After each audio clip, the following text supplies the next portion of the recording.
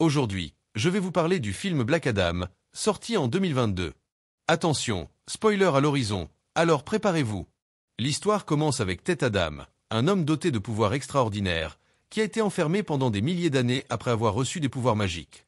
Libéré de sa prison, il se réveille dans un monde qui ne le reconnaît plus, un monde où la justice semble être gouvernée par des règles qu'il ne comprend pas. Face à une menace grandiose, Black Adam va devoir décider s'il utilisait ses pouvoirs pour détruire ou pour sauver. Mais son arrivée va bouleverser l'équilibre des forces et attirer l'attention de la Justice Society, une équipe de super-héros déterminés à l'arrêter. Avec l'aide d'Adriana et de son fils Amon, Black Adam devra faire face à des ennemis puissants tout en imposant de découvrir quel rôle il doit vraiment jouer dans ce nouveau monde. Restez avec moi pour découvrir comment Black Adam, un anti-héros au passé complexe, va redéfinir ce que signifie être un héros. Avant de continuer, n'oubliez pas de vous abonner pour ne rien manquer des prochains résumés et analyses de films. Allez, c'est parti! Il y a des milliers d'années, avant même que les pyramides d'Égypte ne soient construites, il existait une nation appelée Kondak. Ce fut le premier peuple sur Terre à être gouverné par un roi, et pendant des siècles, Kondak prospéra, devenant un centre de pouvoir et de reconnaissance. Cependant, lorsque le roi Octon monta sur le trône, tout changea. Il utilisa son armée pour prendre le pouvoir par la force, et pendant plusieurs années de son règne, il se révéla être un véritable tyran obsédé par la magie noire. Octon avait pour objectif de forger la couronne de Sabak. De cette façon, il deviendrait invincible. Pour forger la couronne, il devait collecter de l'édernium, un minéral rare aux propriétés magiques que l'on ne trouve qu'à Kondak. Il força ensuite son propre peuple à creuser ces terres. Lorsque l'un des creuseurs trouva un fragment de la pierre, il dut courir le remettre au veilleur et ainsi obtenir la récompense promise par le roi. Cependant, il y avait toujours le risque d'être volé par d'autres ouvriers sur le chemin. Alors que Jao était sur le point de perdre le trésor qu'il venait de trouver, Haru apparut pour le défendre et l'accompagna jusqu'à ce qu'il parvienne à livrer la pierre à l'un des soldats. Cependant, lorsque Jao récupéra la récompense promise par le roi, le soldat le frappa au ventre et le poussa d'une falaise. En voyant cette scène brutale, Perou est horrifié, et Teth Adam fait sortir son fils avant que le jeune homme ne devienne la prochaine victime. Perou rêvait d'une vie libre pour lui et son peuple, mais Teth Adam conseille au jeune homme de ne pas essayer de jouer les héros, car les cimetières en sont remplis. Pourtant, Perou prévoyait d'unifier sa nation et croyait que si tout le monde s'unissait, il pourrait renverser le roi tyran. Le jeune homme vole alors l'édernium de la main du garde et utilise la pierre comme symbole de liberté afin d'allumer une étincelle dans le cœur de son peuple. Le roi Octon savait que cette petite étincelle pouvait se transformer en feu. Il ordonna donc que le jeune homme soit éliminé devant tout le monde. Même dans ces derniers instants, Haru a gardé la flamme de la liberté allumée dans sa poitrine et a voulu périr, étant une inspiration pour ceux qui y restaient. Mais au lieu de cela, le jeune homme a réalisé un miracle. Le Conseil des sorciers, les gardiens magiques de la Terre, l'a choisi pour rétablir l'équilibre et a donné à Haru les pouvoirs des anciens dieux, le transformant en champion. Cependant, la couronne de Sabak avait déjà été forgée, et lorsque le champion est arrivé au palais pour défier le roi, Octon a invoqué son pouvoir démoniaque. Pendant la bataille, tout le palais a été détruit, mais le champion a été victorieux, et les sorciers ont caché la couronne de Sabak pour qu'elle ne tombe plus jamais entre des mains humaines. Depuis lors, on n'a plus jamais entendu parler du champion. Cependant, il existe une légende qui dit que lorsque Kondak en aura le plus besoin, il reviendra pour redonner au peuple sa liberté. Actuellement, le pays est dirigé par des mercenaires internationaux connus sous le nom d'Intergants. Pour quitter la ville, tous les véhicules doivent être inspectés et les gens doivent montrer leurs documents aux gardes qui surveillent les frontières. Alors que le coffre d'une camionnette est sur le point d'être fouillé, Moon, un adolescent de 14 ans, tente de franchir la barrière avec son skateboard mais est renversé par le garde. L'homme lui ordonne alors d'aller au bout de la file pour être fouillé et Moon le provoque. Enragé, le membre d'Intergants ordonne à Karim de partir avec sa camionnette et vérifie son poignet à la recherche d'une image de la fugitive recherchée Adriana Thomas. Alors que le véhicule traverse la frontière, Adriana sort de sa cachette et Moon apparaît à la fenêtre. Le jeune homme est le fils de la fugitive et compte l'accompagner dans sa mission de recherche de la couronne de Sabak. Cependant, la femme parvient à le convaincre de rentrer chez lui. Sur le chemin de la montagne, où, selon la carte, l'artefact est censé être caché, Adriana sait de près son pendentif en édernium qu'elle a reçu de sa grand-mère, et Samir dit que la pierre vaudrait une fortune si elle était vendue sur le marché illégal. Cependant, cet héritage familial date de l'époque où Kondak était libre et a une grande valeur sentimentale pour la femme. Karim, le chauffeur qui est le frère d'Adriana, se plaint de n'avoir reçu en héritage qu'un manteau et la calvitie de son grand-père. Arrivé à la montagne, le trio commence son exploration, tandis que Karim monte la garde dans la camionnette. Lorsqu'ils parviennent à entrer dans la montagne, Ishmael disparaît et Samir le poursuit. Karim écoutait de la musique dans son véhicule lorsqu'il voit le jeune homme tomber de la montagne. Lorsqu'il va aider Samir, ce dernier est encerclé par plusieurs soldats armés. Pendant ce temps, Adriana est surprise par l'arrivée soudaine d'Ishmaël. La femme demande où se trouve Samir et il déclare que son compagnon a besoin de quitter la montagne pour prendre l'air. Le duo se dirige alors vers la tombe de Tête Adam. Quelques pas plus loin se trouve la couronne de Sabak et Adriana doit sauter entre deux gros rochers pour la récupérer. À ce moment-là, les gardes qui entouraient Karim apparaissent et capturent Ishmaël. L'homme demande à Adriana de fuir, et le chef d'escouade utilise son frère comme otage pour empêcher que Karim ne soit éliminé. La femme décide de se rendre, s'agenouillant sur la tombe de Tête Adam. Adriana est autorisée à dire ces derniers mots et invoque la présence du champion en prononçant le mot Shazam. Immédiatement, une mystérieuse silhouette apparaît et utilise ses puissants rayons pour désintégrer le corps de l'un des mercenaires. Surpris, les autres soldats commencent à tirer, et Adriana profite de la distraction pour s'échapper avec son frère. Les balles ne suffisent même pas à blesser le corps de ce puissant guerrier, qui utilise son hyper-vitesse pour éliminer ses ennemis. Au milieu de la bataille, la femme parvient à récupérer la couronne et est sauvée par le champion, qui empêche un gros morceau de roche de lui tomber sur la tête. Lorsque Black Adam quitte la montagne où il a passé les derniers milliers d'années, il est confronté à de nouveaux ennemis utilisant des machines volantes dont il n'aurait même jamais imaginé l'existence. Pendant ce temps, Adriana et Karim retournent à la camionnette. Pendant que son frère conduit, la femme rapporte qu'elle a réussi à obtenir la couronne, et malgré les événements imprévus, la mission a été un succès. À quelques mètres de là, une guerre a lieu. Black Adam provoque une énorme explosion en faisant entrer en collision deux hélicoptères. Le chaos s'installe lorsque d'autres véhicules apparaissent, et le champion utilise ses propres attaques pour vaincre ses dizaines de soldats sans la moindre difficulté. Lorsque tout autour est détruit, Black Adam s'approche de la camionnette où se trouve Adriana et est attaqué par l'un des derniers survivants. Karim est impressionné de voir ce type à capuche attraper un missile en plein vol, et est encore plus impressionné lorsqu'il se rend compte que même l'explosion d'une bombe ne peut le vaincre. Après avoir éliminé l'homme qui l'a attaqué, Black Adam part avec une blessure à l'abdomen. À ce stade, Karim se sent soulagé et espère ne plus jamais revoir ce cinglé. Cependant, à son grand désespoir, le champion finit par retomber sur terre et s'évanouit à cause de sa blessure. Pourtant, à l'intérieur de la montagne, Ishmaël reçoit un appel d'un des membres de son équipe de mercenaires. L'homme a planifié toute cette mise en scène pour voler la couronne sans que sa couverture ne soit dévoilée, mais a échoué lamentablement dans sa mission. Il doit maintenant se lancer à la poursuite d'Adriana, dans l'espoir de mettre la main sur l'artefact. En apprenant le réveil du champion, Hawkman demande l'aide d'une petite équipe de super-héros pour passer à l'action. Le groupe se compose de Maxinuncle, connu sous le nom de Cyclone en raison de sa capacité à manipuler les vents, d'Al Rothstein, connu sous le nom d'Adam Smasher car il possède des pouvoirs qui lui permettent de modifier la taille de son propre corps, et de Kent, également appelé Dr. FATE, le membre le plus puissant du groupe. Le trio arrive au manoir de Hawkman aux États-Unis et découvre bientôt qu'ils sont sur le point de se lancer dans une mission internationale. Son objectif principal est de se rendre à Kondak pour capturer et arrêter Black Adam, un méta-humain extrêmement puissant. L'équipe, auto-intitulée Justice Society, monte à bord d'un vaisseau qui, selon Hawkman, est complètement indestructible, car fabriqué à partir d'un métallante. Quelques heures après la bataille, le champion se réveille dans la chambre d'Amun. Il sort du lit et utilise ses pouvoirs pour soigner sa blessure. En voyant son reflet dans le miroir, l'homme est confus, car ce type d'outil n'existait pas à son époque. Il découvre alors que 5000 ans se sont écoulés depuis son emprisonnement. Dans le salon, Adriana continue ses recherches sur la couronne maudite et découvre une phrase écrite à l'intérieur de l'artefact, qui stipule que la vie est le seul chemin vers la mort. Dans sa chambre, Amun raconte comment, depuis la disparition de Black Adam, Kondak a été repris par des envahisseurs, et son peuple continue d'être opprimé. Ils ont érigé une statue de leur champion, car ils n'ont jamais abandonné l'espoir qu'il reviendrait pour les libérer. Cependant, en entendant cela, Black Adam prétend qu'il n'est pas un héros et traverse le mur pour sortir de cet endroit, car à son époque, les portes n'existaient pas encore.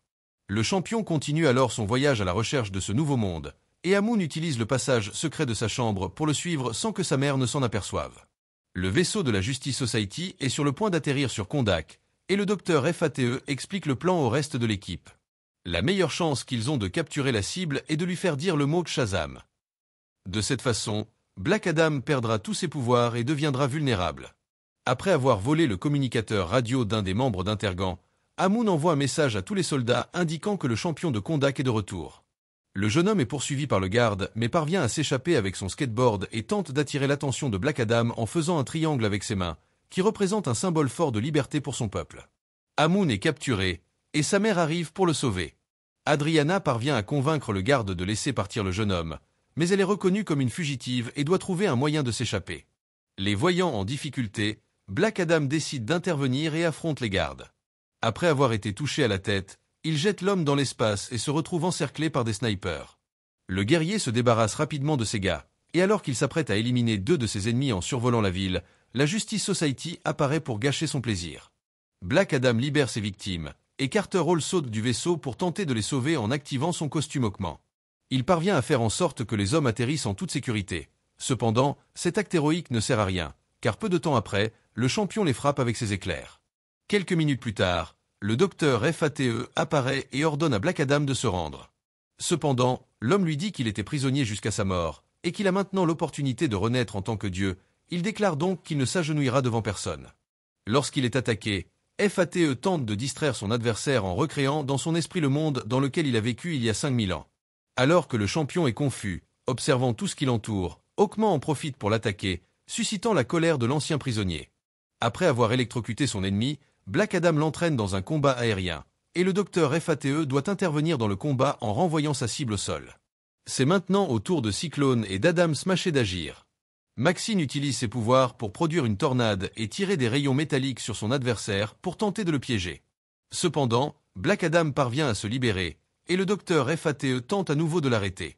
À ce moment-là, Cyclone et Hawkman se préparent à lancer une dernière attaque. Réalisant qu'il est sur le point d'être vaincu, le champion déchaîne toute sa puissance et se débarrasse de tous ses ennemis d'un coup. Alors que la bataille semble gagnée, Adam Smasher apparaît et l'attaque avec son énorme poing, immobilisant la cible pendant quelques minutes. Cependant, lorsqu'il se remet de l'attaque, Black Adam se libère et d'un seul coup de poing, renverse le grand gaillard. À ce moment, les habitants des environs s'unissent pour souhaiter longue vie à leur champion, qui disparaît après avoir remporté une énième bataille. Le docteur FATE ordonne à son équipe de ne pas le suivre car il sait qu'aucun d'entre eux n'a assez de pouvoir pour vaincre ce méta-humain. Au lieu de cela, le héros se lance à la poursuite d'Adriana, car dans une vision, il lui est révélé que la femme détient la couronne de Sabbac. Cependant, elle prétend qu'elle n'a pas la couronne. À présent, Amon est parti depuis longtemps. Pendant la bataille, il a pris l'artefact et l'a mis dans son sac à dos afin de régler les choses pacifiquement. Adriana propose d'accompagner les héros au palais où se trouve Black Adam. Selon la légende, 5000 ans plus tôt, le champion s'est rendu dans ce même palais pour libérer son peuple, mais selon les membres de la Justice Society, il y est allé en quête de vengeance, pas de liberté.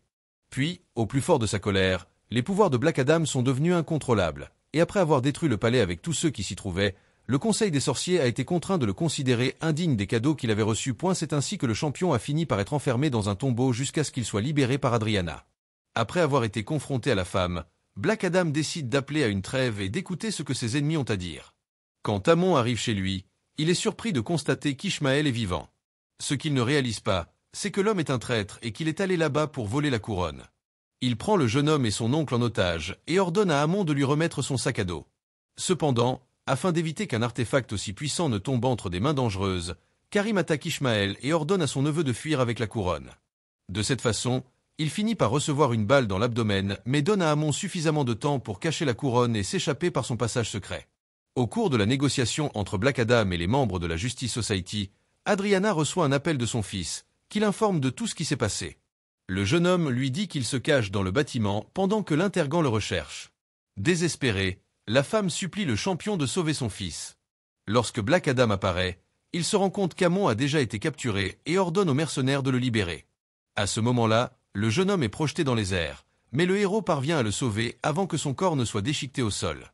Il revient ensuite se débarrasser des criminels, et Ishmael utilise un pistolet pour forcer le jeune homme à le suivre.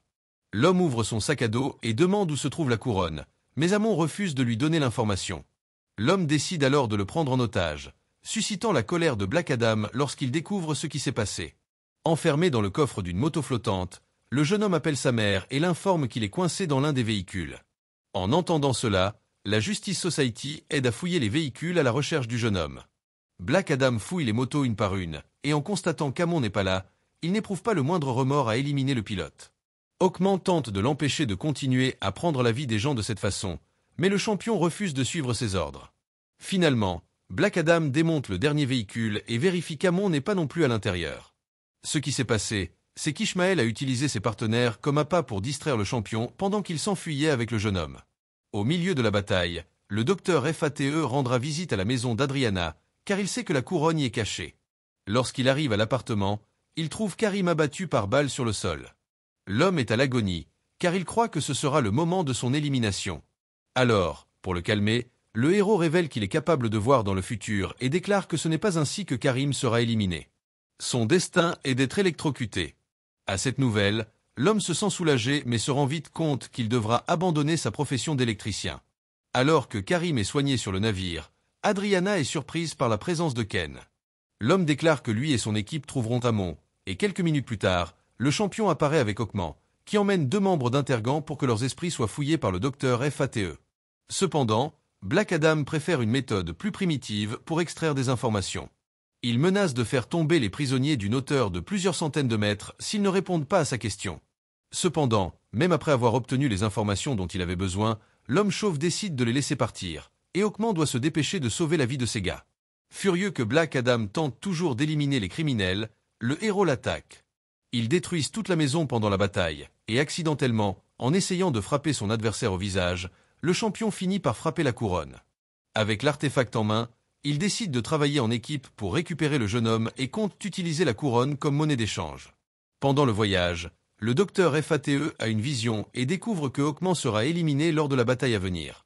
Il décide de révéler ce fait à son compagnon et déclare que très bientôt viendra le moment où ils devront se dire au revoir.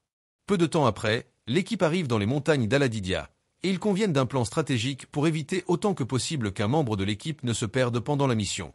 Black Adam est le premier à prendre d'assaut les lieux. Il élimine le plus de gardes possible et trouve Ishmael. Cependant, il est incapable de l'attaquer, car l'homme est protégé par un bouclier en édernium. Puis, le reste de l'équipe se présente. En voyant un pistolet pointé sur la tête de son fils, Adriana décide de lui remettre la couronne. Avec l'artefact en main, Ishmael révèle qu'il est le dernier descendant vivant du roi Octon et affirme qu'il a désormais tout ce dont il a besoin pour devenir le prochain roi de Kondak. Après avoir prononcé les mots décrits dans la couronne de Sabak, l'homme désactive le bouclier et tire sur Amon. Cependant, Black Adam utilise son hypervitesse pour empêcher la balle de toucher le jeune homme, et sa fureur détruit toute la montagne, protégée par des membres de la Justice Society. Adriana et Amon parviennent à survivre, mais le jeune homme doit être emmené pour faire soigner ses blessures. Adam Smashé trouve la couronne collée au corps carbonisé d'Ishmael et l'emmène au vaisseau, tandis que Hawkman part à la poursuite du champion. Lorsqu'il le trouve, Black Adam est dans le palais, regardant la statue de Haru, son fils. Le jeune homme était le véritable champion de Kondak, c'est lui que les sorciers ont choisi pour recevoir ses dons et sauver le peuple. Cependant, après de nombreuses victoires du champion, le roi Octon s'en est pris aux membres de sa famille. Voyant son père sur le point de périr, Arin a décidé de lui transmettre ses pouvoirs et a ainsi pu le sauver. Ce qu'il n'aurait jamais pu imaginer, en revanche, c'est que l'armée du roi serait là pour l'attaquer. Ce jour-là, après avoir cédé ses pouvoirs à son père, Arin a été éliminé d'une flèche dans le cœur, et une profonde colère s'est emparée de Tête Adam. Conscient que son fils désapprouverait ses actes, Black Adam décide de renoncer au pouvoir qu'il a reçu et demande à Hawkman de lui garantir qu'après sa transformation, il ne pourra plus prononcer le mot Shazam, afin de s'assurer que l'homme ne puisse jamais retrouver ses pouvoirs. Hawkman l'emmène dans un laboratoire sous-marin et laisse le méchant aux soins d'Emilia Harcourt et de son équipe. La femme garantit que le champion ne pourra jamais dire un seul mot de toute l'éternité, tout comme des dizaines d'autres méchants qu'elle garde enfermés dans le laboratoire. Dans la morgue du navire, quelque chose de mal commence à arriver au reste d'Ishmael. Le docteur FATE est tourmenté par la même vision encore et encore et ne comprend pas pourquoi cela se produit. Après tout, sa mission a été accomplie avec succès. Kent craint que si Carter périt, la Justice Society puisse prendre fin. De plus, bien qu'il soit habitué au malheur de FATE, Kent ne peut accepter l'élimination de son ami. Au lieu d'être soulagé par l'élimination d'Ishmael, Adriana est intriguée par la facilité avec laquelle ils ont pu se débarrasser de lui. La femme se souvient alors de la phrase sur la couronne. Sur celle-ci était gravé un message qui disait « La vie est le seul chemin vers la mort ». Cependant, avant de périr, Ishmael a prononcé la phrase à l'envers, en disant que la mort est le seul chemin vers la vie. Intriguée par ce fait, la femme décide de retourner la couronne et découvre qu'en reflétant les mots, la phrase se transforme et devient identique à celle que l'héritier d'Octon a dite avant d'être éliminé par le champion. Adriana soupçonne alors qu'Ishmael a capturé Amon dans l'intention de se faire éliminer par Black Adam. De cette façon, il pourrait retrouver son chemin vers la vie et prendre le trône de Kondak. Lorsque la femme parvient à percer tout le mystère, la couronne disparaît et Sabak émerge des profondeurs de l'océan. Immédiatement, Hawkman envoie des missiles pour l'éliminer, mais le démon parvient à détruire le navire. La Justice Society s'unit alors pour empêcher Sabak de s'asseoir sur le trône, car si cela se produit, il deviendra invincible. Avec l'aide de ses compagnons, Hawkman parvient à blesser l'ennemi, mais reçoit bientôt une attaque qui le laisse inconscient. Voyant sa prédiction sur le point de se réaliser, Kent érige un bouclier autour du château, empêchant son équipe de continuer la bataille. L'homme est prêt à donner sa vie pour sauver son ami et se dit soulagé de ne pas pouvoir prédire ce qui va se passer pour la première fois depuis de nombreuses années. Alors qu'il assiste au sacrifice de son partenaire, Carter tente de détruire le champ de force mais n'y parvient pas. Après avoir assuré la sécurité de son équipe, le sorcier se lance à la poursuite de Sabak et tente de le ralentir, espérant que Black Adam se présentera pour vaincre le démon. Alors qu'il combat l'ennemi, le docteur FATE contacte le champion et affirme qu'il est le seul à pouvoir vaincre Sabak. Le sorcier utilise ses pouvoirs pour le libérer et plusieurs gardes apparaissent pour empêcher le guerrier de se transformer. Cependant, malgré sa faiblesse et son absence de pouvoir, Tête Adam parvient à les vaincre et saute dans l'océan. À ce moment, le docteur FATE reçoit son avant-dernier coup, et la protection autour du palais s'effondre. Hawkman réalise alors que son ami est sur le point de rendre son dernier souffle et se précipite pour tenter de le sauver. Cependant, lorsqu'il rencontre son compagnon, le héros finit par assister à son élimination. Sabak s'assoit alors enfin sur son trône et se rétablit comme roi de Kondak. Le démon déchaîne les légions de l'enfer pour détruire le peuple, et Adriana se prépare à affronter les zombies lorsque son frère apparaît dans la camionnette. Karim ne ressent pas la moindre peur d'affronter ces créatures. Après tout, selon le docteur FATE, il sera éliminé par électrocution et non dans une bataille contre les morts-vivants. À la demande de sa mère, Amon sollicite l'aide de son peuple pour lutter contre les monstres et pour sa liberté. Lorsqu'il atteint la surface, Black Adam prononce le mot magique et récupère ses pouvoirs afin d'asseoir sa domination. Sabak détruit la statue de Haru, et Amon est sur le point d'être frappé par The Rock lorsque le champion apparaît. Après avoir sauvé le jeune homme, le guerrier se lance à la poursuite du démon, l'empêchant de détruire Hawkman. À cet instant, une véritable bataille entre champions commence, celle qui décidera de l'avenir de cette nation. Black Adam est en train de perdre le duel, alors Carter décide d'intervenir. Il frappe dans le dos mais finit par être gravement blessé, tout comme il l'était dans la vision de Kent. Cependant, ce n'était pas son vrai corps.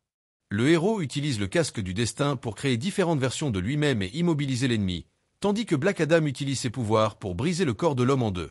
À ce moment, les légions de l'enfer disparaissent, et la population peut pousser son cri de victoire. Malgré toutes leurs différences, Carter et Black Adam parviennent à s'entendre, et le casque du destin disparaît après avoir rempli son rôle. La Justice Society renonce alors à arrêter le champion.